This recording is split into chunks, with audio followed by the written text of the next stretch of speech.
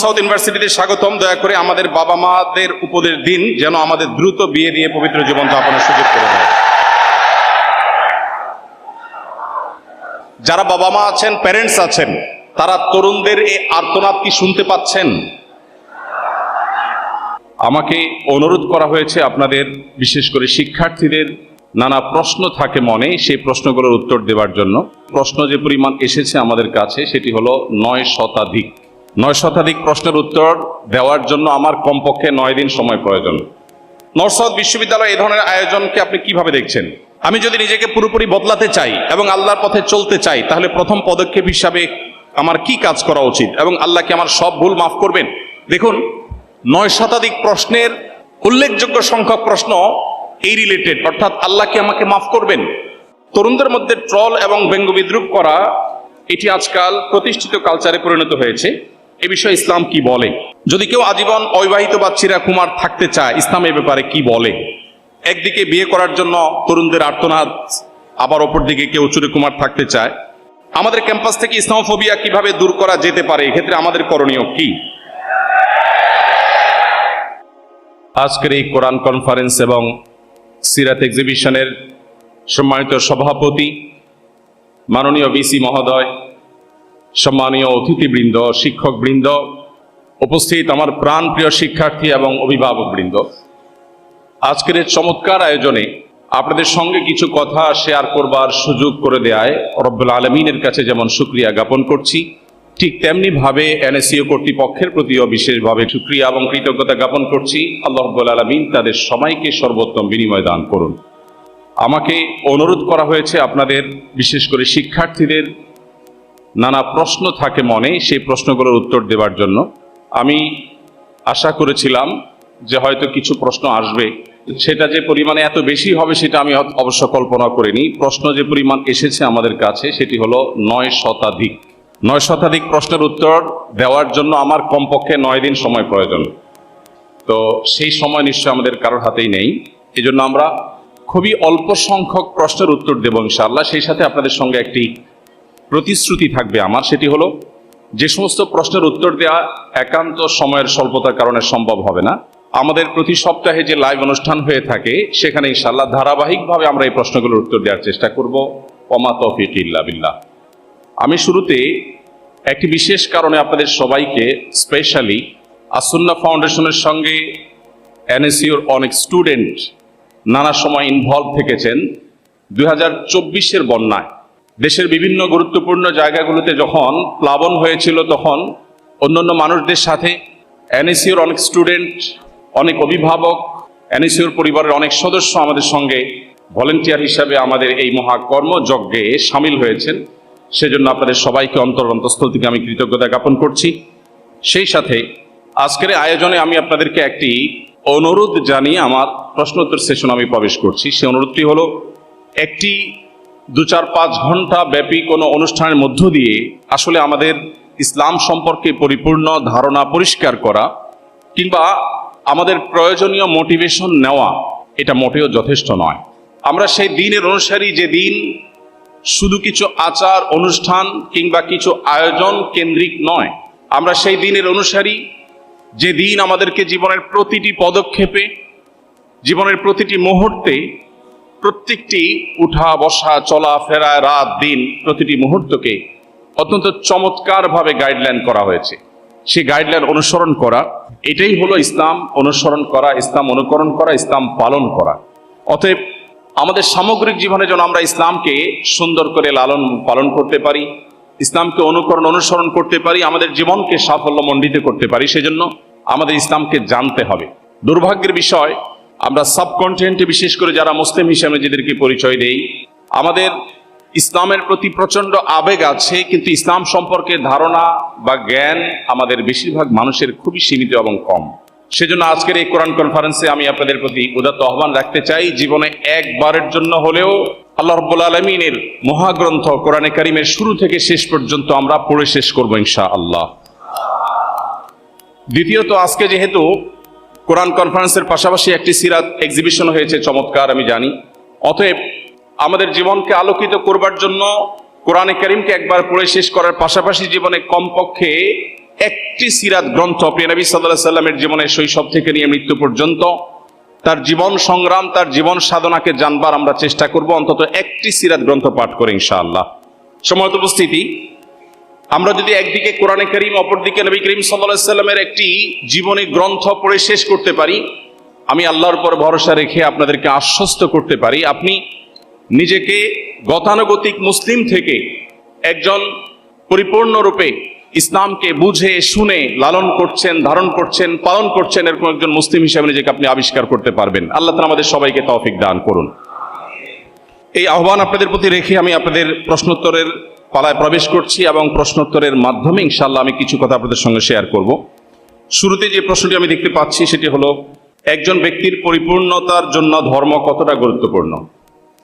আমাদের জীবনের লক্ষ্য বা উদ্দেশ্য নিশ্চয়ই শুধুমাত্র খেয়ে পরে ঘুমিয়ে কাটানো হতে পারে না। কি বলেন, হতে পারে?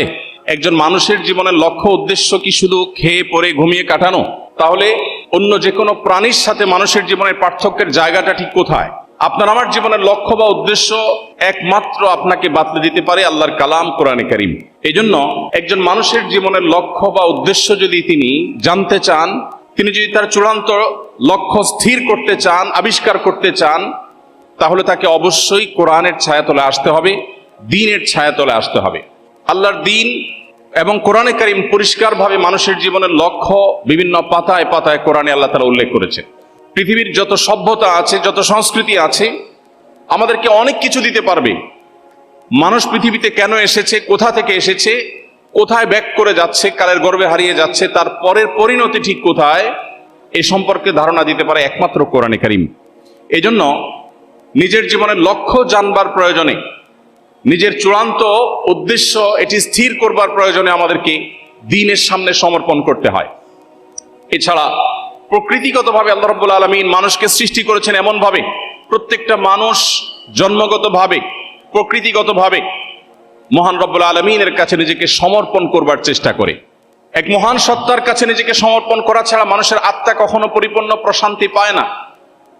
মানুষের সুখে দুঃখে রব্বুল আলামিনের সঙ্গে সম্পৃক্ত হওয়ার প্রয়োজন প্রত্যেকটা মানুষ বাই নেচার অনুভব করে, প্রকৃতিগতভাবে মানুষ ফিল করে।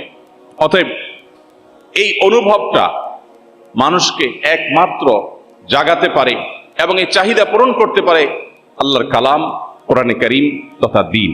সম্মানিত উপস্থিতি, মানুষের নৈতিকতার চূড়ান্ত মানদণ্ড ঠিক করে দিতে পারে আল্লাহর দ্বীন কোরআনে কারীম।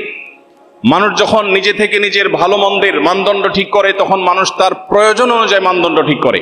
রব্বুল আলামিন যখন মানুষের নৈতিকতার চূড়ান্ত মানদণ্ড ঠিক করে দেন, তখন সেটা কিয়ামত পর্যন্ত মানুষের জন্য অপরিবর্তিত থাকে, সেটা মানুষকে সঠিক পথে পরিচালিত করে এবং সর্বকালে সকল সমাজে, সকল সভ্যতায় সেটা রিলেভেন্ট থাকে এবং সেটার প্রয়োগ থাকে বাস্তবিক। আজ থেকে ১৫০০ বছর আগে মুহাম্মদ সাল্লাল্লাহু আলাইহি সাল্লাম আল্লাহর পক্ষ থেকে পাওয়া ওহীর ভিত্তিতে যে সমস্ত কথা বলে গেছেন, আজকের পৃথিবীর সাথে বহু সংকটের সাথে আমরা মেলালে দেখব সেগুলো যেন আজকের বাস্তবতা আল্লাহ তাআলা নাজিল করেছেন। আজকের পৃথিবী পরিবেশ বিপর্যয়ের শিকার। পরিবেশ বিপর্যয়ের শিকার হয়ে আমরা বৃক্ষরোপণের গুরুত্ব আরোপ করছি। আমরা পরিবেশ বিপর্যয়ের শিকার হয়ে পরিবেশ রক্ষা করবার গুরুত্ব আমরা বিভিন্নভাবে মানুষকে ব্যাখ্যা করছি। কিন্তু আজ থেকে প্রায় ১৫০০ বছর আগে, যখন পৃথিবীর পরিবেশ বিপর্যস্ত ছিল না, যখন ফ্যাক্টরি রেভলিউশন হয়নি, যখন কালো ধোঁয়ার কারণে মানুষের জীবন যাত্রা ব্যাহত হয়নি, ঠিক সেই সময়ের পৃথিবীতে মহানবী হযরত মুহাম্মদ সাল্লাল্লাহু আলাইহি সাল্লাম এমন কিছু দিক নির্দেশনা দিয়ে গেছেন যেগুলো আজকে প্রায় ১৫০০ বছর পরেও মনে হচ্ছে আজকের প্রেক্ষিতে তিনি দিয়ে গেছেন। তিনি একদিকে বৃক্ষরোপণের গুরুত্ব আরোপ করেছেন।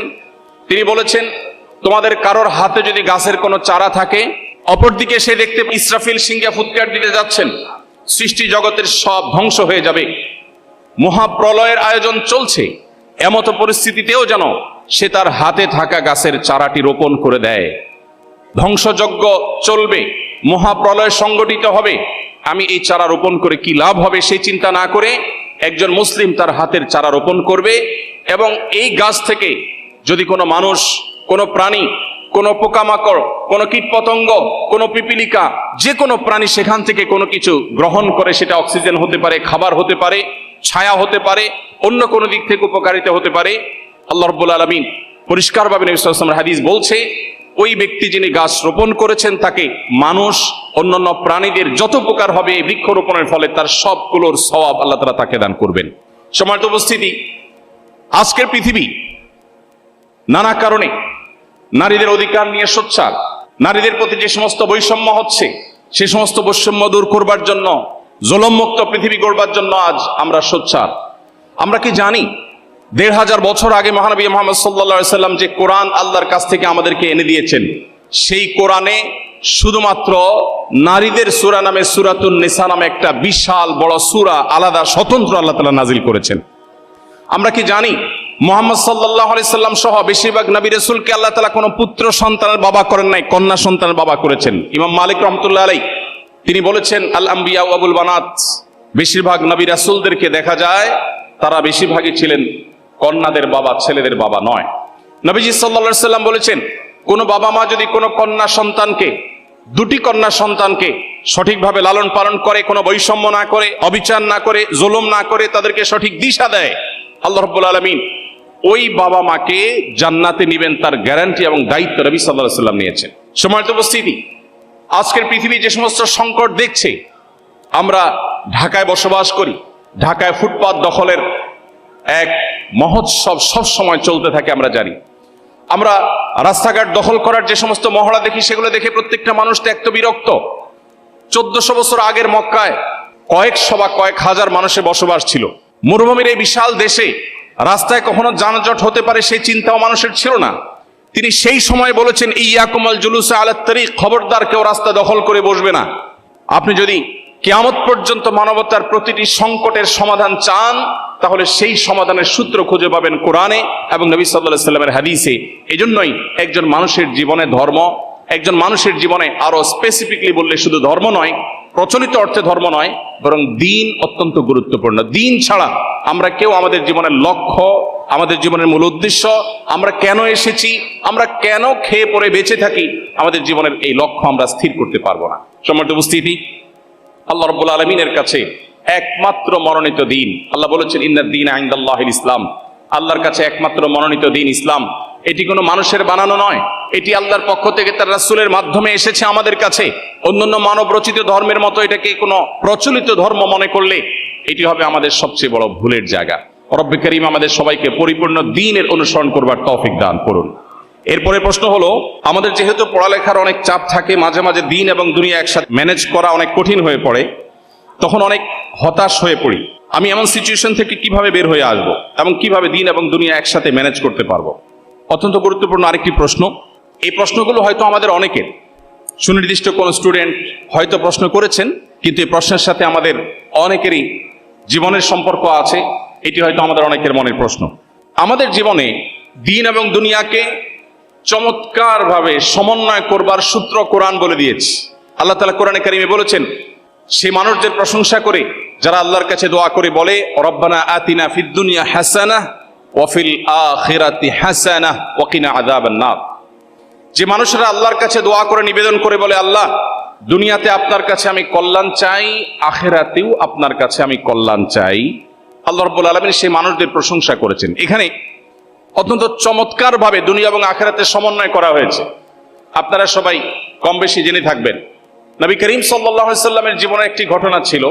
তার সাহাবীদের কয়েকজন উৎসুক হয়ে নবীজি সাল্লাল্লাহু আলাইহি সাল্লামের ব্যক্তিগত জীবনযাত্রাকে তারা গভীরভাবে পর্যবেক্ষণ করবার সিদ্ধান্ত গ্রহণ করলেন। তারা নিবিড়ভাবে পর্যবেক্ষণ করে দেখলেন যে মুহাম্মদ সাল্লাল্লাহু আলাইহি সাল্লাম বিশেষ কোনো আমল করেন কিনা যেটা তারা জানেন না। কিন্তু তারা গভীরভাবে পর্যবেক্ষণ করে দেখলেন না, এমন কোনো স্পেশাল আমল নাই। 5 ওয়াক্ত নামাজ তিনি পড়ছেন, তাও আবার কোরআনে বলে দিয়েছে, ফাইদা কুদিয়াতিস সালাত ফান্তাশিরু ফিল আরদি ওয়াবতাগু মিন ফাদলিল্লাহ। নামাজ শেষ হয়ে গেলে মসজিদ থেকে বেরিয়ে পড়ো, জীবিকা নির্বাহের জন্য, জীবিকা আহরণ করবার জন্য তুমি আল্লাহর জমিনে ছড়িয়ে পড়ো। তো মুহাম্মদ সাল্লাল্লাহু আলাইহি সাল্লাম সেই আয়াতের উপর আমল করছেন। তিনি সারাদিন আমলে মগ্ন থাকছেন না, শুধুমাত্র আমল ও ইবাদতই করছেন না, তিনি দ্বীন এবং দুনিয়াকে অত্যন্ত চমৎকারভাবে সমন্বয় করছেন। তার জীবনযাত্রা দেখে ওই কয়েকজন সাহাবী তারা নিজেদের মধ্যে বলাবলি করলেন যে মুহাম্মদ সাল্লাল্লাহু আলাইহি সাল্লাম আল্লাহর নবী এবং রাসূল, তার ব্যাপারটি ভিন্ন, আমরা কি এভাবে করলে চলবে? তাহলে আমরা কি করব? আমরা আমাদের জীবনে আল্লাহর ইবাদতের জন্য পরিপূর্ণভাবে পুরো জীবনকে আমরা উৎসর্গ করব। তখন ওই কয়েকজন সাহাবী সিদ্ধান্ত নিলেন। একজন বললেন, আমি জীবনে কখনো আর বিবাহ করব না, সারা জীবন শুধু ইবাদতবন্দি করব, সংসারের ঝামেলা আমি যাব না। আরেকজন বললেন, আমি প্রতিদিন রোজা রাখবো, আমার জীবনে আর কখনো দিনের বেলা পানাহার করব না, সারা জীবন আমি নফল রোজা রাখবো। এভাবে এক একজন যখন এক একটা সংকল্পের কথা ব্যক্ত করছেন, নবীজি ইতিমধ্যে হাজির হয়েছেন এবং তাদের কথা শুনেছেন। তিনি বলেছেন, তোমরা কি আলাপ করছিলে? তখন তারা বললে, আল্লাহ রাসূল, আমরা এই আলাপ করেছি। নবীজি বলেছেন, দেখো, তোমাদের চাইতে আল্লাহকে আমি সবচেয়ে বেশি ভয় করি, অথচ আমি কোনোদিন রোজা রাখি, নফল রোজা, আবার কোনোদিন পানাহার করি। আমি বিবাহ করেছি, আমার সংসার আছে, আমার জীবন আছে, আমার পরিবার আছে, আমার দুনিয়ার ব্যস্ততা আছে। আমি শুধুমাত্র ধর্ম বা দিন পালন করতে গিয়ে আমার দুনিয়াকে এক পাশে রেখে ছেলে দিয়ে দুনিয়াকে আমি ভুলে গিয়ে আমার জীবন যাপন করিনি। আবার অপর দিকে দুনিয়ার মধ্যে, বস্তুবাদের মধ্যে হাবুডুবু খেয়ে আমার আখিরাতকে, অনন্তকালকে আমি ভুলে যাইনি। নবী সাল্লাল্লাহু আলাইহি সাল্লাম দিন এবং দুনিয়াকে অত্যন্ত চমৎকার ভাবে সমন্বয় করবার যে দিশা তাদেরকে দিয়েছেন, সেটি হলো আপনার প্রশ্নের উত্তর। অর্থাৎ আমরা যদি মুহাম্মদ সাল্লাল্লাহু আলাইহি সাল্লামকে পরিপূর্ণভাবে অনুসরণ করি, আমরা যদি কোরআনের পাতা খুলে আমাদের জীবনের গাইডলাইন গ্রহণ করি, তাহলে ইনশাআল্লাহ তাআলা আমাদের জীবনে অনাস্থা, হতাশা, বিশেষ করে আজকে ঘরে ঘরে ডিপ্রেশন, গত কয়েক বছরে বিশেষ করে কোভিড-19 সময় আমাদের তরুণদের মধ্যে, বিশ্ববিদ্যালয় পড়ুয়া শিক্ষার্থীদের মধ্যে প্রচুর পরিমাণ ফ্রাস্ট্রেশন, প্রচুর পরিমাণ হতাশা, প্রচুর পরিমাণে আত্মবিশ্বাসের অভাব দেখা দিয়েছে। অনেক তরুণরা আত্মহত্যার পথে পর্যন্ত পা বাড়িয়েছে। সম্মানিত উপস্থিতি, আপনি যদি আপনার জীবনের লক্ষ্য খুঁজে পেতে চান, আপনি যদি মানসিক প্রশান্তি চান, আল্লাহ বলেছেন, আলা বিযিক্রিল্লাহি তাতমাইন্নুল কুলুব।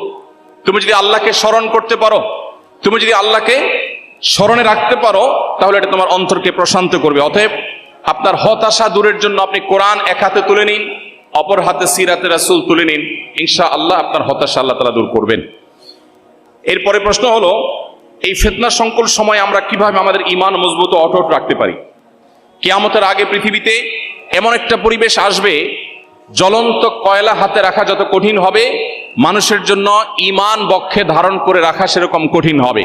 আজকে পৃথিবীর যেদিকে তাকাবেন আপনি দেখবেন ইসলামোফোবিয়া, চতুর্দিকে আপনি দেখবেন ইসলামের প্রতি ভীতি ছড়ানো হচ্ছে। মানুষ দিন পরিপালন করবে, দিন প্রতিপালন করবে, তার দিনকে অনুসরণ করবে, আল্লাহর দাসত্ব করবে, এটা আজকের পৃথিবীতে সবচেয়ে কঠিন এবং সবচেয়ে বাধা দেওয়া হয় এমন একটি বিষয়ে পরিণত হয়েছে। অতএব এটাকে বলা হয় ফিতনা সংকুল সময়। আপনি চান ভালো পথে চলতে, কিন্তু চলতে পারেন না। আপনি চান জান্নাতের পথে যেতে, কিন্তু জান্নাতের পথে এবং জাহান্নামের পথে এমন এমন কাঁটা বিছানো আছে যে আপনার জন্য সেটা অতিক্রম করা কঠিন। সময়ত উপস্থিতি, এই ফিতনা সংকুল সময় ঈমানকে মজবুত করবার জন্য একদিকে আমাদের কোরআন এবং সুন্নাহকে আঁকড়ে ধরতে হবে, অপরদিকে আমাদেরকে একটি দ্বীনি এনভায়রনমেন্টের মধ্যে নিজেদেরকে রাখতে হবে, এবং তৃতীয়ত আমাদেরকে আল্লাহর কাছে দোয়া করতে হবে, রব্বানা লা তুযিগ কুলুবানা বা'দা ইয হাদাইতানা ওয়া হাব লানা মিন লাদুনকা রাহমাহ ইন্নাকা আনতাল ওয়াহ্হাব। হে আল্লাহ, আপনি আমাকে হেদায়েত দেওয়ার পর আর আমাকে পথভ্রষ্ট করবেন না, আমাকে হেদায়েতের উপর অটল রাখুন। রব্বে কারীমের কাছে আমাদের দোয়া অনবরত অব্যাহত রাখতে হবে। এরপরে প্রশ্ন হলো, ওযু ছাড়া ইস্তিগফার ও দুরূদ পড়া যাবে কিনা? আল্লাহ রাব্বুল আলামিন যে বিষয়গুলো মানুষের জন্য সবচাইতে আবশ্যক, যেটা ছাড়া মানুষ তার ঈমানকে ধরে রাখা, আল্লাহর সাথে কানেকশনকে ধরে রাখা কঠিন, সে বিষয়গুলোকে আল্লাহ তাআলা সহজ করে দিয়েছেন। এর মধ্যে একটা হলো ইস্তিগফার এবং যে কোনো তাসবিহ এবং দোয়া। একজন ঈমানদার প্রতিটা মুহূর্তে আল্লাহর কাছে দোয়া করার মুখাপেক্ষী। নবীজি সাল্লাল্লাহু আলাইহি সাল্লাম বলেছেন, কোন ব্যক্তি তার জুতার ফিতা যদি ছিঁড়ে যায়, খুব ছোট একটা বিষয়, মাইনর একটি বিষয়, যেটি সে চাইলেই খুব সহজেই সমাধান করতে পারে, এই মুহূর্তেও সে যেন আল্লাহর কাছে দোয়া করে, আল্লাহ, এটাও একটা বিপদ, হতে পারে ছোট, আপনি আমার বিপদ থেকে রক্ষা করুন। তো প্রতি মুহূর্তে যেহেতু আমাদের দোয়া করতে হয়, এই জন্য দোয়ার জন্য অজু শর্ত নয়, কারণ প্রত্যেকবার অজু করে দোয়া করা এটা আমাদের জন্য কঠিন হবে। এই জন্য আল্লাহ তাআলা দোয়ার জন্য অজুর কোনো শর্ত রাখেননি। একজন ঈমানদার বিনা অজুতে এবং যেই কোনো মুহূর্তে, এমনকি গোসল ফরজ হলেও ওই মুহূর্তে একজন ঈমানদার আল্লাহর কাছে দোয়া নিবেদন করতে পারেন, ইস্তিগফার করতে পারেন, তাসবিহ তাহলিল পড়তে পারেন এবং দুরূদ পাঠ করতে পারেন। অতএব আমরা যে কোনো মুহূর্তে এই আমলগুলো করতে পারি, বিশেষ করে যখন আমরা পবিত্র জায়গায় থাকবো, শারীরিকভাবে অপবিত্র হলেও এই আমলগুলো করা যাবে। এরপরে প্রশ্ন হলো, আমি জানি যে আমি যা করেছি তা ভুল এবং আমি আন্তরিকভাবে তওবা করি এবং আল্লাহর কাছে ক্ষমা চাই, কিন্তু কিছু সময় পর আমি আবার একই ভুলে পতিত হই, এরপর দোষবোধ ও আল্লাহ থেকে বিচ্ছিন্নতা অনুভূত হয়। আমি কিভাবে চক্র ভাঙতে পারি এবং সত্যিকারে নিজেকে নিয়ন্ত্রণ করতে পারি? যাতে একই পাপ বারবার না করি? এই প্রশ্ন আমার মনে হয় আমাদের কম বেশি সবারই। কি বলেন, এই প্রশ্নের বাইরে কেউ আছেন? আমরা কি কেউ গুনাহমুক্ত আছি? আমরা কি কেউ পাপ মুক্ত আছি? প্রতি মুহূর্তে আমাদের গুনাহ হচ্ছে। যিনি প্রশ্ন করেছেন আমি তাকে অ্যাপ্রিসিয়েট করছি, কারণ একজন মানুষ গুনাহে লিপ্ত হওয়ার পর তার মধ্যে যে অপরাধ বোধ জাগ্রত হয়, তার মধ্যে যে আল্লাহর সামনে জবাবদিহি করার বোধ জাগ্রত হয়, এটাই হলো মানুষের জীবনের সবচেয়ে বড় মূল্যবান সম্পদ। একজন ইমানদারের জীবনের সবচেয়ে ভালো জিনিস হলো এটি।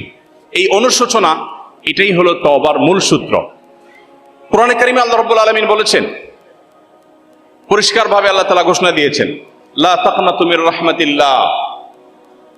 আমাদের অনেক তরুণ বন্ধুরা আছেন, জীবনে অনেক পাপাচার করেছেন, অনেক ব্যভিচারে লিপ্ত হয়েছেন, মাদকে হাত বাড়িয়েছেন, অনেক অন্যায় করেছেন, অনেক নামাজ নষ্ট করেছেন, অনেক জেনা করেছেন, অনেক চোখের গুনাহ করেছেন, মনের গুনাহ করেছেন, আল্লাহর সাথে সম্পর্ককে অনেক দূরে ঠেলে দিয়েছেন, শয়তানকে খুশি করে ফেলেছেন।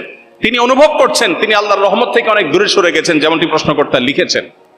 প্রিয় ভাইরা আমার, একজন মুসলমান হিসাবে আমাদের জন্য সবচেয়ে বড় প্রাউড করার, গর্ব করবার মতো একটা জিনিস হলো আল্লাহ রাব্বুল আলামিন আমাদের জন্য ক্ষমার দুয়ারকে ওপেন করে রেখেছেন। আল্লাহ রাব্বুল আলামিন ক্ষমার দরজাকে আল্লাহ তাআলা এতটা খুলে রেখেছেন, নবী করিম সাল্লাল্লাহু আলাইহি সাল্লাম বলেছেন, কোন মানুষ ঠিক জীবন সায়ান্নে যখন মৃত্যু শয্যায় শায়িত, যখন তিনি তার মৃত্যু নিশ্চিত জেনেছেন, ঠিক সেই মুহূর্তটির আগ মুহূর্ত পর্যন্ত তার জীবনের যে কোনো বাঁকে বাঁকে, যে কোনো মোড়ে, যে কোনো গতিপথে, যে কোনো গলিতে, যে কোনো পর্যায়ে, যে কোনো স্টপেজে দাঁড়িয়ে যদি মানুষ সিদ্ধান্ত নেয় আমি আর জাহান্নামের পথে ছাড়বো না, আমি জান্নাতের পথে যাব, নবী করিম সাল্লাল্লাহু আলাইহি সাল্লাম পরিষ্কার ঘোষণা দিয়েছেন আল্লাহ রাব্বুল আলামিন সমস্ত গুনাহ মাফ করে দিবেন। প্রিয় ভাইরা আমার, একটি ধারণা আমাদের অনেকের কাছেই হয়তো পরিষ্কার নয়, সেটা হলো ইসলামে এমন কোনো অপরাধ নাই, এমন কোনো পাপ নাই, এমন কোনো গুনাহ নাই, এমন কোনো খারাপ কাজ নাই যে কাজ মানুষ পরিহার করবার সংকল্প করার পর আল্লাহর পথে, জান্নাতের পথে ফিরে আসার সিদ্ধান্ত গ্রহণ করে আর আল্লাহ তাআলা সেটা ক্ষমা করেন না। ক্ষমার অযোগ্য পাপ বলতে আল্লাহর কাছে কোনো অপরাধ নাই। প্রিয় ভাইরা আমার, পৃথিবীতে প্রচলিত যে ধর্মগুলো আছে, কোন কোন ধর্মের মানুষ মনে করে মানুষ যত পাপ করুক কোনো অসুবিধা নাই, সেই ধর্মের নবী সমস্ত পাপ সবগুলো আল্লাহর কাছ থেকে মোচন করিয়ে নেবেন, ফলে তাদের কোনো তওবা করতে হয় না। আবার অপরদিকে অনেক এমন সম্প্রদায় আছে যারা মনে করে ছোটখাটো কোনো পাপ করলেই মানুষ ইসলাম থেকে খারিজ হয়ে যায়। এর বিপরীতে আল্লাহ তাআলা কোরআনে কারিমে বলেছেন, লা তাকনাতু মির রাহমাতিল্লাহ, লা তাকনাতু মির রাহমাতিল্লাহ, তোমরা আল্লাহর রহমতের আশা কখনো ছাড়বে না। ইন্নাল্লাহা ইয়াগফিরুয যুনুবা জামিআ, আল্লাহ তোমাদের সমস্ত পাপাচার মাফ করে দিবেন। এমন কোনো পাপ নেই, এমন কোনো অপরাধ নেই, এমন একটি গুনাহ নেই যে গুনাহ আল্লাহ তাআলা মাফ করবেন না। শর্ত আপনাকে অনুতপ্ত হতে হবে, আপনাকে আত্মশাসন করতে হবে, আপনাকে ভৎসনা করতে হবে। ইমানদারের সবচেয়ে বড় অ্যাডভান্টেজের জায়গাই হলো এটা, ইমানদার জীবনের যে কোনো মুহূর্তেই তার জীবনকে ঘোরাতে পারে, তার জীবনকে পরিবর্তন করতে পারে। শুধু একটি সিদ্ধান্ত গ্রহণ করতে হবে, আমি আর জাহান্নামের পথে চলবো না, নাফরমানি করব না, আমি আল্লাহর পথে চলবো। আমি আগের সমস্ত কাজের জন্য লজ্জিত, অনুতপ্ত এবং সংকল্প করলাম আর করব না। শুধুমাত্র আপনার এতটুকু সিদ্ধান্ত, এতটুকু অবস্থান এবং সংকল্প আপনার জীবনের সমস্ত গুনাহ, আমার কথা নয়, আল্লাহ বলছেন ইন্নাল্লাহা ইয়াগফিরুয যুনুবা জামিআ, আল্লাহ সকল গুনাহ মাফ করে দিবেন ইনশাআল্লাহ। অতএব যে সমস্ত বন্ধুরা বিভিন্ন পাপাচারের কারণে নিরাশ হয়ে গেছেন, আল্লাহর রহমতের আশা ছেড়ে দিয়েছেন, আল্লাহ ডাকছেন তার রহমতের কোলে, এরপরেও যদি আপনি মনে করেন আপনার গুনাহ মাফ হওয়ার নয়, তাহলে মনে রাখবেন শয়তান আপনাকে ধোঁকা দিচ্ছে। আপনারা সবাই নিশ্চয়ই শুনে থাকবেন, ইসলাম বিশ্ববিদ্যালয় কুষ্টিয়ার একজন প্রফেসর ছিলেন ডক্টর খন্দকার আব্দুল্লাহ জাহাঙ্গীর রাহিমাহুল্লাহ, নাম শুনেছেন না স্যারের? আব্দুল্লাহ জাহাঙ্গীর রাহিমাহুল্লাহ বলতেন, শয়তানের সবচেয়ে বড় অস্ত্র, শয়তানের সবচেয়ে বড় হাতিয়ার হলো মানুষকে নিরাশ করে দেওয়া, মানুষকে আশাহত করে দেওয়া। নবী রাসূলদের কাজ ছিল মানুষকে আশাবাদী করে তোলা। একজন ইমানদার তার জীবনে যে কোনো মুহূর্তে তওবা করবে, জীবন পরিবর্তন করবার সিদ্ধান্ত নিবে, আল্লাহ তাআলা তাকে মাফ করবেন। আমরা সিদ্ধান্ত নেব তো ইনশাআল্লাহ? সবাই তওবা করবো তো ইনশাআল্লাহ? আল্লাহ আমাদের সবাইকে আপনি জাহান্নামমুখী যাত্রা পরিহার করে জান্নাতমুখী যাত্রায় আসার তৌফিক দান করুন। এরপরে প্রশ্ন হলো, এই আধুনিক বিশ্বে একজন নারী কিভাবে ইসলামের অনুশীলন সঠিকভাবে করতে পারে? প্রিয় ভাইরা আমার, একজন নারী যিনি নিজে মুসলিম পরিচয় দেন, আল্লাহর দাসত্বকে তিনি স্বীকার করেছেন, তিনি আধুনিক পৃথিবী শুধু নয়, কিয়ামত পর্যন্ত পৃথিবী উন্নতির যত শিখরে পৌঁছাবে না কেন, পৃথিবীর প্রত্যেকটা ক্ষেত্রে তিনি পরিপূর্ণভাবে ইসলাম প্র্যাকটিস করে তার অবদান রাখবার সুযোগ আছে। কিন্তু ইসলামের যে স্বকীয়তা আছে, ইসলামের যে বিধান আছে, সেটাকে আপন জায়গায় মাথায় রেখে সেটাকে পরিপালন করে তিনি চাইলে বিভিন্ন সেক্টরে অবদান রাখতে পারেন। আপনারা জানেন, মহানবী মুহাম্মদ সাল্লাল্লাহু আলাইহি সাল্লামের জীবদ্দশায় মহিলা সাহাবীরা বিভিন্ন সেক্টরে তারা অবদান রেখেছেন।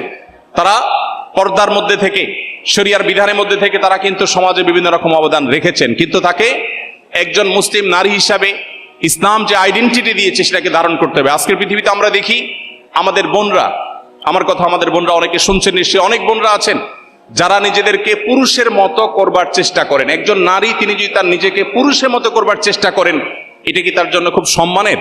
আপনি যদি একজন নারী হয়, আপনি মনে করেন আপনাকে পুরুষের মতো হতে হবে, তার মানে আপনি নারী হিসাবে আপনি প্রাউড ফিল করছেন না, আপনি আপনার নারীত্ব নিয়ে আপনি অপমান বোধ করছেন। এটা তো জাহিলি যুগের মানুষের কালচার ছিল। আল্লাহ কোরআনে বলেছেন, ওয়াইদা বুশরা আহাদুহুম বিল উনসা যাল্লা ওয়াজহুহু মুসওয়াদ্দান ওয়া হুয়া কাযীম। জাহিলি যুগের মানুষদের, সেই আইয়ামে জাহিলিয়াতের বর্বরতার যুগের সময়ের মানুষকে যখন বলা হতো তোমার কন্যা সন্তান হয়েছে, তখন তাদের মুখ কালো হয়ে যেত। ইয়াতাওয়ারা মিনাল কওম, সে মুখ লুকালুকি করত। আল্লাহ তাআলা কোরআনে কারিমে সেটাকে পরিষ্কারভাবে কঠোর ভাষায় ভর্ৎসনা করেছেন। এবং আল্লাহ তাআলা বলেছেন, আল্লাহ তাআলা যাকে ইচ্ছা তাকে কন্যা সন্তান দেন, যাকে ইচ্ছা তাকে পুত্র সন্তান দেন, যাকে ইচ্ছা তাকে উভয়টা দেন, কাউকে আল্লাহ কিছুই দেন না। এবং নবী রাসূলদেরকে আল্লাহ তাআলা কন্যা সন্তান দিয়েছেন এবং তাদেরকে বাঁচিয়ে রেখেছেন। অতএব একজন নারী তার মুসলিম আইডেন্টিটিকে সমুন্নত রেখে তিনি তার সমাজের বিভিন্ন সেক্টরে অবদান রাখবার সুযোগ আছে, কিন্তু মুসলিম আইডেন্টিটিটা তার সবচেয়ে গুরুত্বপূর্ণ বিষয়। এরপরে প্রশ্ন হলো, শিক্ষার্থীদের উপর কি হজ ফরজ হয়? শিক্ষার্থীদের উপরে হজ ফরজ কিনা? এর উত্তর হলো, হজ আসলে কার উপরে ফরজ এটা নির্ভর করে ওই ব্যক্তির সামর্থ্যের উপর। যাকে আল্লাহ তাআলা সামর্থ্য দিয়েছেন, আল্লাহ বলেছেন ওয়ালিল্লাহি আলান নাসি হিজ্জুল বাইতি মান ইসতাতাআ ইলাইহি সাবিলা, যে ব্যক্তি মক্কায় গিয়ে হজ করে আসার আর্থিক শারীরিক সঙ্গতি রাখে তার উপরে হজ করা ফরজ। তার পরিচয় কি তিনি শিক্ষার্থী নাকি ব্যবসায়ী, তিনি পুরুষ কিংবা নারী, তিনি বৃদ্ধ নাকি পরিণত বয়সের না তরুণ নাকি অন্য কোনো বিভাগের, সেটা দেখবার বিষয় নয়। মূলত দেখার বিষয় হলো তার সামর্থ্য আছে কিনা। কারো যদি সামর্থ্য থাকে তাহলে তার উপরে হজ ফরজ। এমনকি কোনো শিক্ষার্থী তিনি স্টুডেন্ট লাইফে যদি হজ করবার মতো সামর্থ্য তার হয়ে যায়, হজ করে আসতে যে পরিমাণ টাকা লাগে সে টাকার মালিক যদি হয়ে যায় এবং সেটা যদি ঋণ মুক্ত থাকে, তাহলে তারপর হজ ফরজ হবে এবং হজ অনতি বিলম্বে তার করা কর্তব্য। হ্যাঁ, কোন শিক্ষার্থী যদি বাবার অনেক সম্পদ থাকে, তার নিজের কোনো সম্পদ না থাকে, তাহলে শরীয়ত তার উপরে হজের এই বিধানকে আরোপ করে না। এরপরে প্রশ্ন হলো, তরুণদের মধ্যে ট্রল এবং ব্যঙ্গ বিদ্রুপ করা এটি আজকাল প্রতিষ্ঠিত কালচারে পরিণত হয়েছে, এ বিষয়ে ইসলাম কি বলে? খুবই গুরুত্বপূর্ণ একটি বিষয়। বিশেষ করে আমাদের তরুণদের মধ্যে ব্যাপকভাবে দেখা যায় সোশ্যাল মিডিয়াতে আমরা একে অন্যকে নিয়ে ট্রল করি, ব্যঙ্গ করি, বিদ্রুপ করি, হাসাহাসি করি। ইসলাম আমাদেরকে শুষ্ক কোনো জীবন ব্যবস্থা দেয়নি, বরং ইসলাম আমাদেরকে যে জীবন ব্যবস্থা দিয়েছে এখানে বিনোদনের সুযোগ আছে। আমাদের প্রিয় নবী সাল্লাল্লাহু আলাইহি সাল্লাম একদিন এক ব্যক্তিকে বললেন, এই দুই কানওয়ালা এদিকে আসো। এক ভদ্রক লোককে ডাকলেন, একজন সাহাবীকে ডাকলেন, ইয়া সাহেবাল উজনাইন আও ইয়া জাল উজনাইন, অর্থাৎ হে এই ব্যক্তি যার দুইটা কান আছে তুমি এদিকে আসো। এখন দুই কান নেই কার? সবারই দুই কান আছে। এটা তার রসিকতা ছিল। নবী সাল্লাল্লাহু আলাইহি সাল্লামের জীবনে এরকম বহু রসিকতা করেছেন যেটা মানুষের মধ্যে হাস্যরস সৃষ্টি করেছে। এবং ইসলাম বিনোদনকে অ্যাপ্রিসিয়েট করে, অ্যালাউ করে। মানুষের বেঁচে থাকার জন্য বিনোদনের প্রয়োজন আছে, কিন্তু বিনোদনের নামে আপনি কাউকে নিয়ে ট্রল করা, কাউকে রোস্ট করা, কাউকে অপমান করা, কাউকে হেয় করা, এটা কোন অবস্থা ইসলাম অ্যালাউ করে না। আমরা অনেকে মনে করি আমরা তো দুষ্টমি করে করছি, অথচ দুষ্টমি করেও কিন্তু এই কাজগুলো ইসলাম কোনোভাবে করবার সুযোগ আমাদেরকে দেয়নি। এবং এইভাবে একটা সমাজে মানুষের মধ্যে অন্যের ক্ষতি করার বিষয়টি যে অপরাধ, সে ধারণায় আস্তে আস্তে বিলুপ্ত করে ফেলে। এই জন্য একজন মুসলিম তরুণ কোন অবস্থাতে কাউকে নিয়ে ট্রল, ব্যঙ্গ, বিদ্রুপ করতে পারেন না।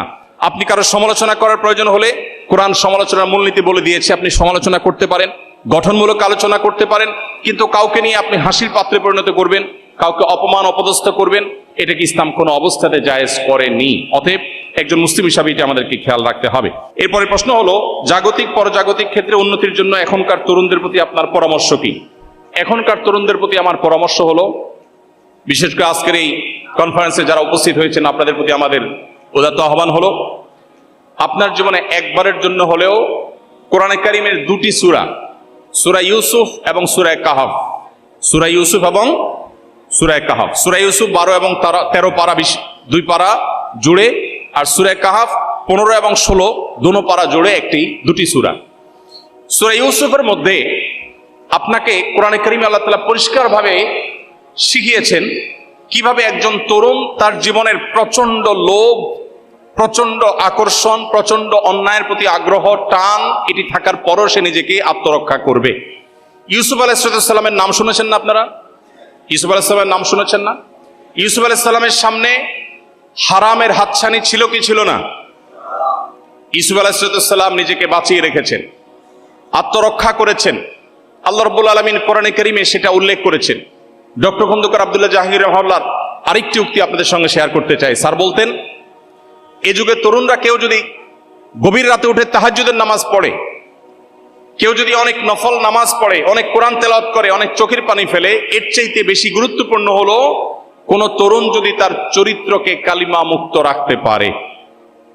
নবী করিম সাল্লাল্লাহু আলাইহি সাল্লাম বলেছেন, কেউ যদি তার সম্ভ্রমকে রক্ষা করবার দায়িত্ব নিতে পারে, কেউ যদি তার মুখ এটা দিয়ে কোনো অন্যায় গুনাহ পাপাচার করবে না, মানুষের ক্ষতি করবে না, গালমন্দ করবে না, এটারও দায়িত্ব নিতে পারে, নবীজি বলেছেন আজমান লাহুল জান্নাহ, আমি তার জন্য জান্নাতের দায়িত্ব নিলাম। প্রিয় ভাইরা, তরুণদের জন্য এই কাজটা সবচেয়ে কঠিন কাজ। আজকে এমন একটা সমাজে আমরা বসবাস করছি যে চরিত্রে কোনো কালিমা লাগেনি, সে তারুণ্য আজ খুঁজে পাওয়া বড় কঠিন হয়ে গেছে, সোনার হরিণ হয়ে গেছে। অথচ কয়েকটি প্রশ্নের উত্তর দেওয়া ছাড়া একটা মানুষ কিয়ামতের দিন তার পা নাড়াতে পারবে না। এর ভিতরে একটা হলো তারুণ্যকে মানুষ কিভাবে কাটিয়েছে। আমাদের নবী করিম সাল্লাল্লাহু আলাইহি সাল্লাম তরুণদেরকে অনেক বেশি ভালোবাসতেন। একটি হাদিসও আমার জানা নেই যে হাদিসে নবী বৃদ্ধদেরকে সম্বোধন করেছেন আলাদা করে। দুটি হাদিসের কথা আমি জানি। একটি হলো নারী জাতিকে সম্বোধন করে বলেছেন ইয়া মাআশারান নিসা, হে নারীগণ। আরেকটা হলো যুবকদেরকে সম্বোধন করে নবীজি বলেছেন ইয়া মাআশারাস শাবাব, হে যুবকরা। এই দুটি সম্প্রদায়কে নবী সাল্লাল্লাহু আলাইহি সাল্লাম আলাদা করে অ্যাড্রেস করে অত্যন্ত আবেগ মাখা কণ্ঠে কিছু কথা বলেছেন। এর ভিতরে একটা হলো মান ইসতাতা মিনকুমুল বাআতা ফালিয়াতাজাওয়াজ, হে তরুণরা, তোমাদের মধ্যে যারা বিবাহ করবার সামর্থ্য রাখে সে যেন বিবাহ করে, আর এর মাধ্যমে সে তার চরিত্রকে হেফাজত করবে। আজ গোটা পৃথিবীতে যে মানব সভ্যতা টিকে আছে, এটা পরিবার ব্যবস্থাপনার মধ্য দিয়ে টিকে আছে। পৃথিবীর যে সমস্ত দেশগুলো বিবাহকে ডিনাই করেছে, যারা বিবাহ বহির্ভূত সম্পর্ককে অ্যাপ্রিসিয়েট করেছে, সেই দেশগুলোতে আজ মানুষের জন্মের হার এমন একটা ভয়াবহ পর্যায়ে গিয়ে পৌঁছেছে যে সংশ্লিষ্ট প্রায় প্রত্যেকটা উন্নত দেশ তাদের দেশের নাগরিকদেরকে প্রণোদনা দিয়ে, নানা রকমের ঘোষণা দিয়ে, নানা রকমের সুযোগ সুবিধা দিয়েও শিশু সন্তান জন্মের হার স্বাভাবিক করতে পারছে না। জার্মানির মতো দেশ বাহির থেকে, সিরিয়া থেকে রিফিউজিদেরকে ওয়েলকাম করছে, কারণ দেশ চালাবার জন্য পর্যাপ্ত মানুষ দেশে তৈরি হচ্ছে না। বৃদ্ধরা মারা যাচ্ছেন, তাদের জায়গাগুলো পূরণ হচ্ছে না, কারণ মানুষের জন্মের হার এটা পারিবারিক এই বন্ধনের মধ্য দিয়ে, বৈবাহিক সম্পর্কের মধ্য দিয়ে হয়। যে সমাজ বিবাহকে ডিনাই করেছে, বৈবাহিক সম্পর্ককে ডিনাই করেছে, সেই সমাজ নিশ্চিতভাবে এই ক্রাইসিসের মুখোমুখি হয়েছে, হচ্ছে এবং হবে। এজন্য একজন তরুণ তার জীবনকে, তার তারুণ্যকে গুনাহমুক্ত রাখা, জেনামুক্ত রাখা, এটা হলো সবচেয়ে বড় চ্যালেঞ্জের বিষয়। আল্লাহ আমাদের সবাইকে তৌফিক দান করুন। এরপরে প্রশ্ন হলো, আধুনিক প্রজন্মের জন্য উপযোগী এবং আমাদের সংশয় দূর করবে এরকম বইয়ের সাজেশন দিবেন প্লিজ। আমি শুধুমাত্র একটি বইয়ের কথা বলবো, সেটা হলো যেটা আমি শুরুতে বলেছি, কোরআনে কারীম। আপনাদের মধ্যে কে কে আছেন যে কোরআনে কারীমের শুরু থেকে শেষ পর্যন্ত একবার অন্তত পড়ে দেখেছেন? যারা আছেন একটু হাত তোলাবেন। পড়েছেন আপনারা? মাশাআল্লাহ, ধন্যবাদ। অনেক মানুষ পড়েছেন দেখে আনন্দিত হলাম।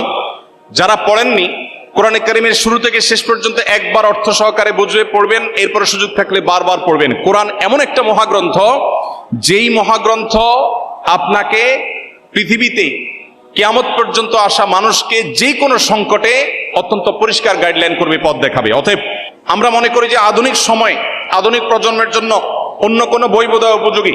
আমি বলবো কোরআন সবচেয়ে বেশি উপযোগী। সকল যুগে, সকল সমাজের জন্য সবচেয়ে পারফেক্ট বইয়ের নাম কোরআনে কারীম। অতএব কোরআন আমাদেরকে পড়তে হবে। এরপরে প্রশ্ন হলো, পড়াশোনায় প্রোডাক্টিভিটি বাড়াতে কোন সুন্নাহ বিশেষভাবে পালনীয়?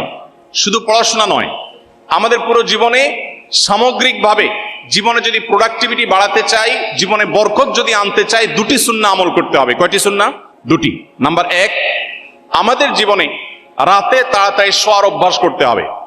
রাতে তাড়াতাড়ি শোয়া সুন্নাত, এটাকে আমরা জানি, অনেকে হয়তো জানি না। আমাদের আয়েশা বলেছেন, নবী করিম সাল্লাল্লাহু আলাইহি সাল্লাম এশার আগে কথা বলা, এশার আগে ঘুমানো এটা অপছন্দ করতেন, আর এশার পরে কথা বলা অপছন্দ করতেন। এই যে গভীর রাত পর্যন্ত আমরা জেগে থাকি, এটা নবী সাল্লাল্লাহু আলাইহি সাল্লামের আদর্শের পরিপন্থী।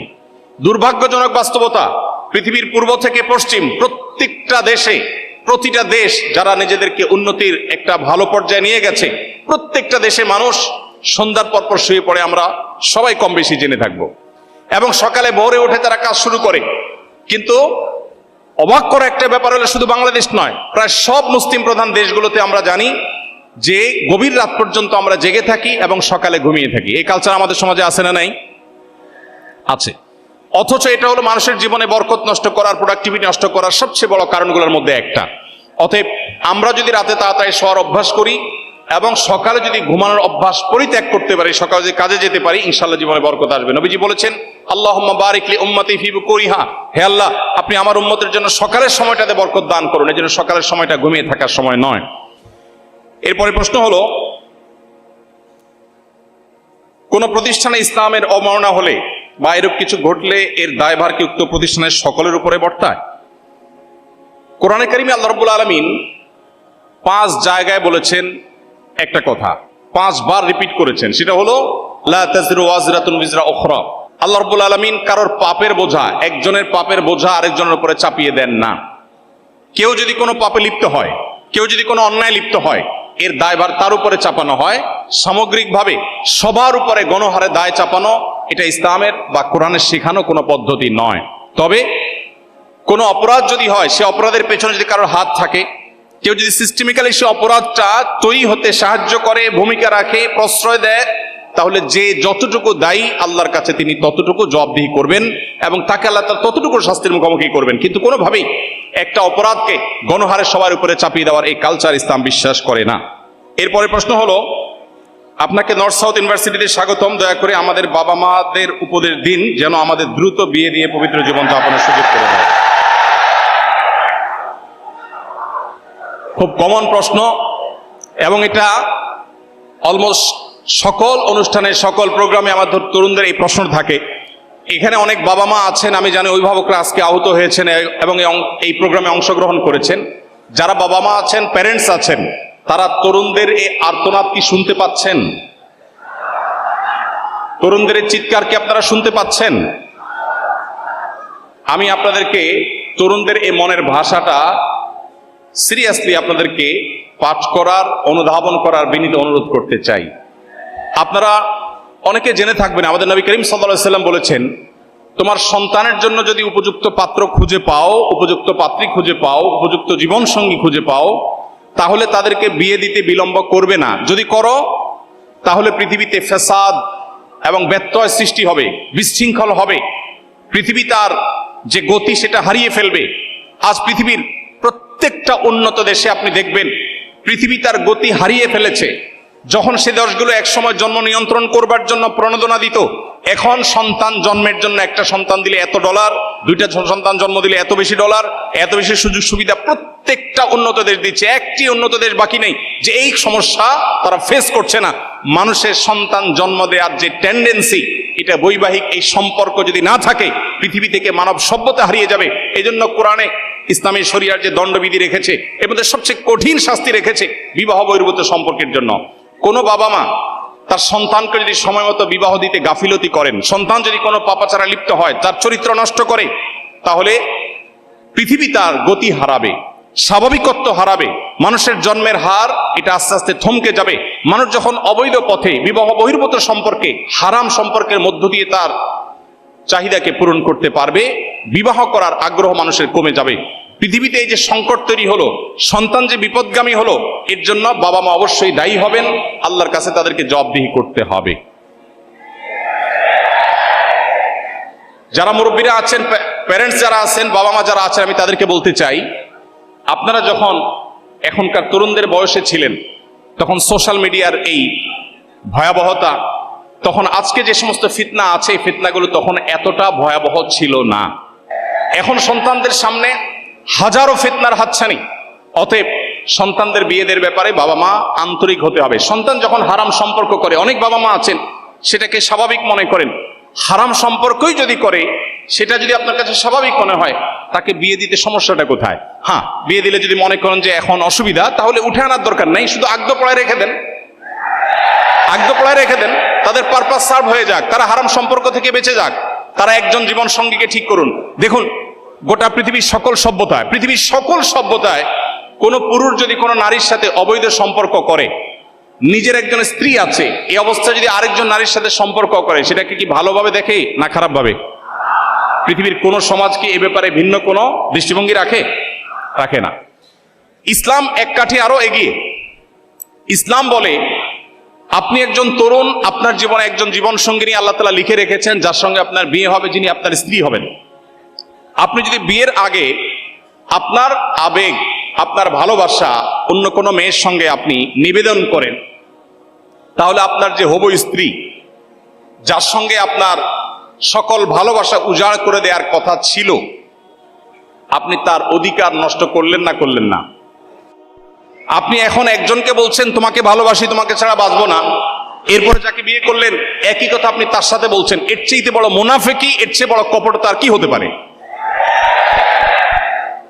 একজন মানুষ তার জীবনের সমস্ত ভালোবাসা যদি জমিয়ে রাখে তার সে জীবন সঙ্গিনীর জন্য, এর চাইতে বুদ্ধিদীপ্ত সিদ্ধান্ত, এর চাইতে সঠিক সিদ্ধান্ত আর কি হতে পারে? এই জন্য ইসলাম আমাদেরকে সময় মতো বিবাহ করতে বলে, এবং বাবা মাদের উপর এটা কর্তব্য। আল্লাহ কোরআনে বলেছেন, ওয়া আনকিহুল আয়ামা মিনকুম ওয়াস-সালিহিনা মিন ইবাদিকুম ওয়া ইমাইকুম, হে অভিভাবকেরা, তোমরা তোমাদের অধীনস্থদেরকে বিবাহ দাও। আল্লাহ নির্দেশ করছেন।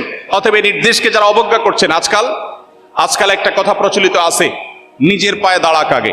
হ্যাঁ, অবশ্য নিজের পায়ে দাঁড়াতে হবে। যুবকরা যারা ঠিক করে বেড়াচ্ছেন, আপনাদেরকে আমি বলছি, উপার্জন শুরু করে দেন। নিজে বাবার হোটেলে খাচ্ছেন, আবার বিয়ে করে বউ আনে তারেও বাবার হোটেলে খাওয়াবেন, এই অবিচার ইসলাম সমর্থন করে না। আপনি বিবাহ করবেন, আপনি উপার্জন শুরু করে দেন। আপনি বসে আছেন কেন? ছাত্র জীবনে উপার্জন করা যায়। আমি ছাত্র জীবনে উপার্জন শুরু করেছি, এবং একদিকে পড়াশোনা করতাম, অপরদিকে বাবার ফ্যামিলিতে সাপোর্ট দিতাম।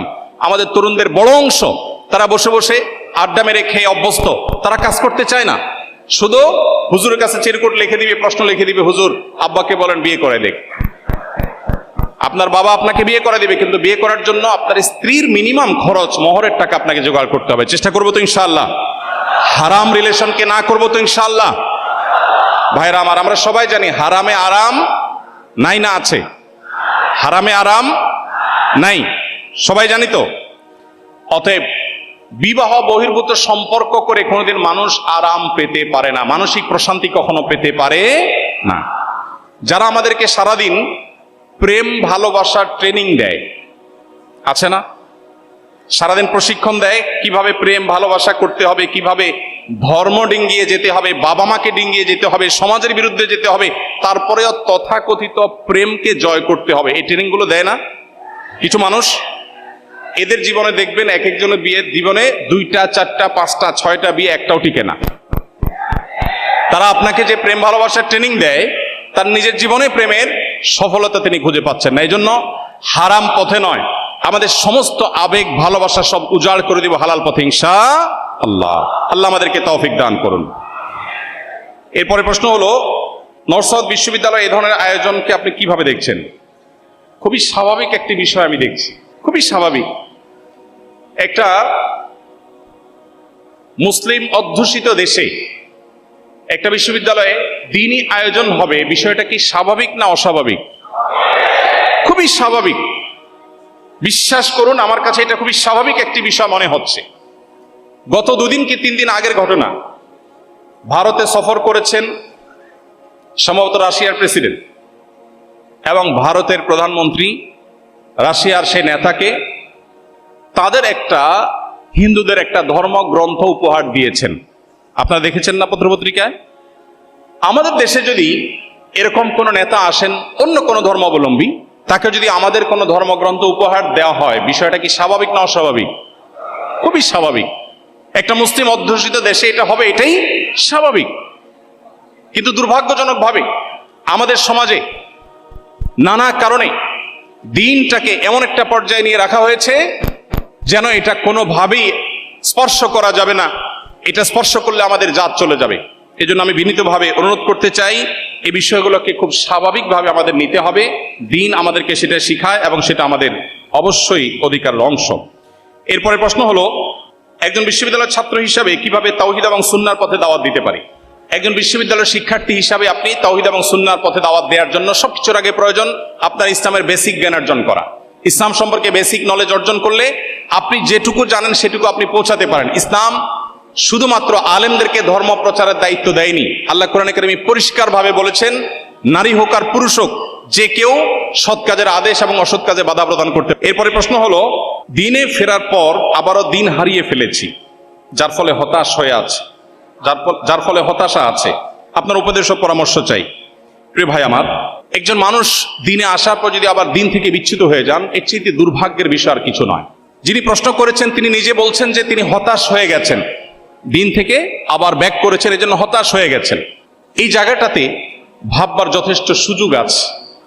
একজন মানুষ প্রকৃতিগতভাবে মহান রব্বুল আলামিনের কাছে, সৃষ্টিকর্তার কাছে নিজেকে সমর্পণ করতে চায়, তার একান্ত মনের কথাগুলো কাউকে বলতে চায়।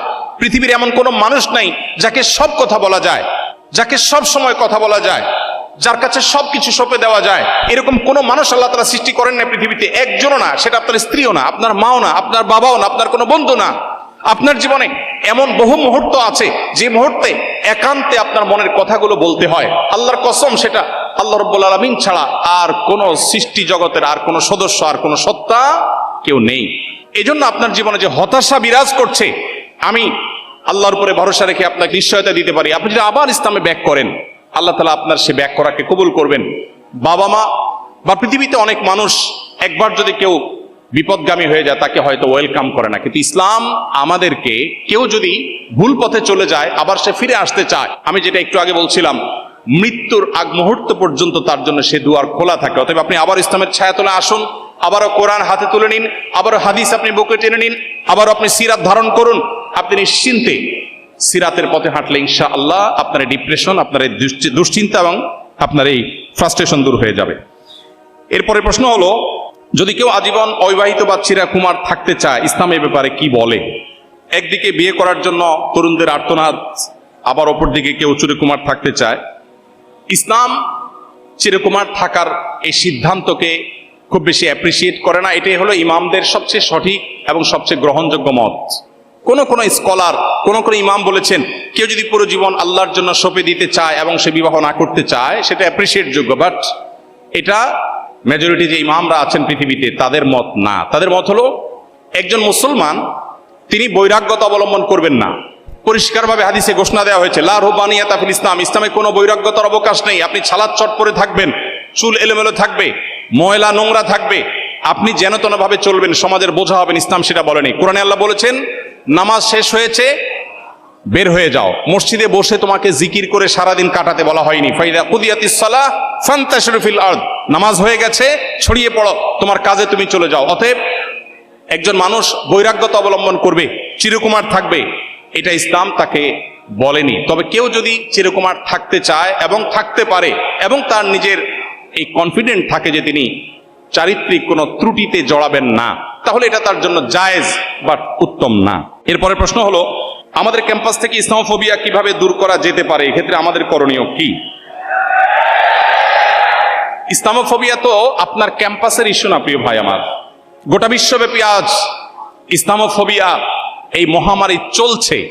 এবং দুর্ভাগ্যজনক বাস্তবতা যে মুসলিম অধ্যুষিত এই জনপদেও খুবই দুর্ভাগ্যজনকভাবে ইসলামোফোবিয়া নানা সময় আমরা দেখতে পাচ্ছি। ইসলামোফোবিয়ার বিরুদ্ধে আমাদেরকে ইসলামের সৌন্দর্যকে তুলে ধরতে হবে ইনশাআল্লাহ। সবাই চেষ্টা করবো না ইনশাআল্লাহ? ইসলাম আমাদেরকে যে সুমহান জীবন আদর্শ দিয়েছে, এই জীবন আদর্শের মধ্যে সকল ধর্মের মানুষের সাথে শান্তিপূর্ণ সহাবস্থানের সুযোগ রেখেছে। ইসলামকে যারা নানা সময় অত্যন্ত ভীতিকর একটা জীবন দর্শন হিসেবে দেখাবার চেষ্টা করে, তারা আদতে ইসলাম সম্পর্কে হয় জানে না, আর না হলে নিরেট ইসলামের প্রতি বিদ্বেষ প্রসূত তারা এই কাজটি করে থাকে।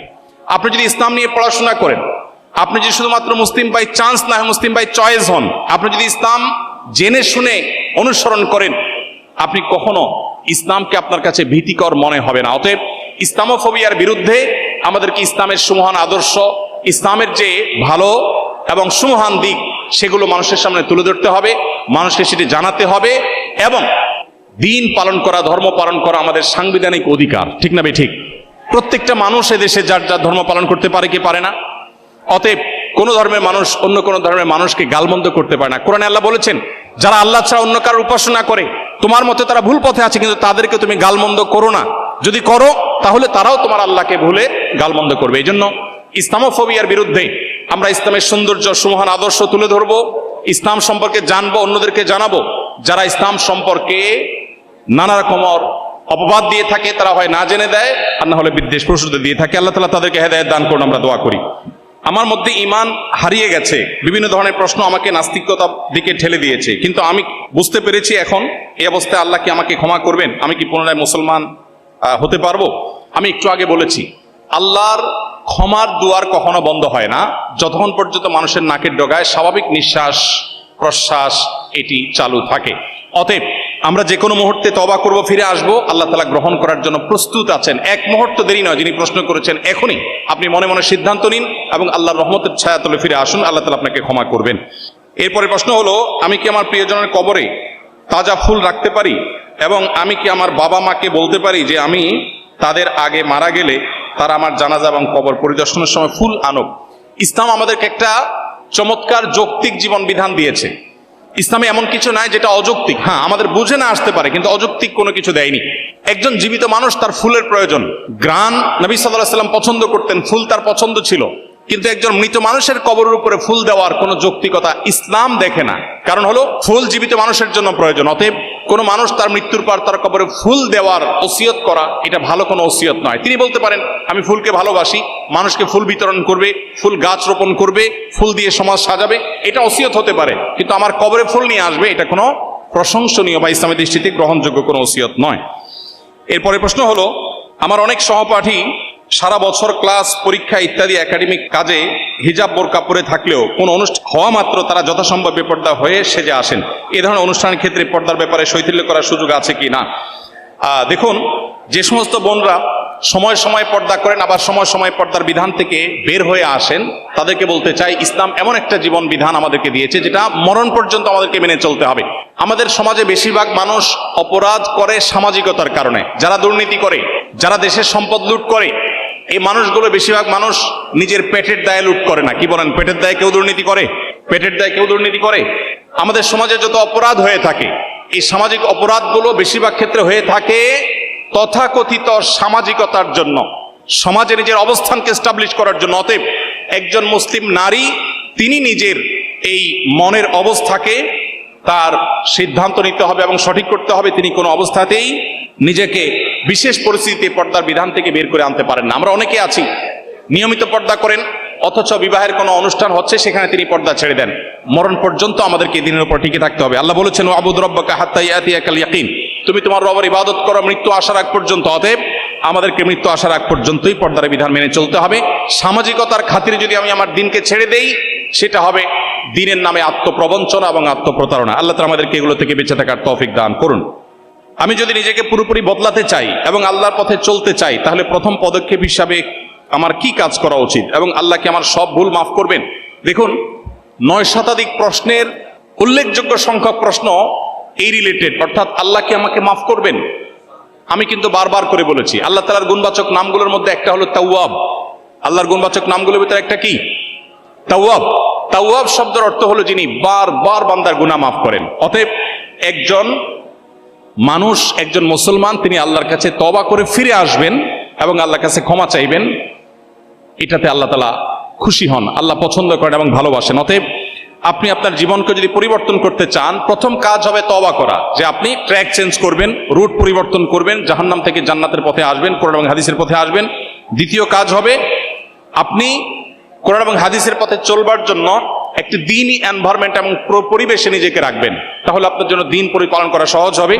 তৃতীয়ত আল্লাহর কাছে আপনি কায়মুর বাক্যে দোয়া করবেন, ইনশাআল্লাহ এই ত্রিমুখী প্রচেষ্টার মাধ্যমে আল্লাহ তাআলা আপনাকে আপনার দিনের উপরে টিকে থাকার তৌফিক দান করবেন। আজকে এই প্রশ্নোত্তর সেশন এখানে শেষ করছি। আপনাদের যে অগণিত প্রশ্ন আছে সেগুলো ইনশাআল্লাহ আমাদের কোনো লাইভ অনুষ্ঠানে আমরা দেওয়ার চেষ্টা করব।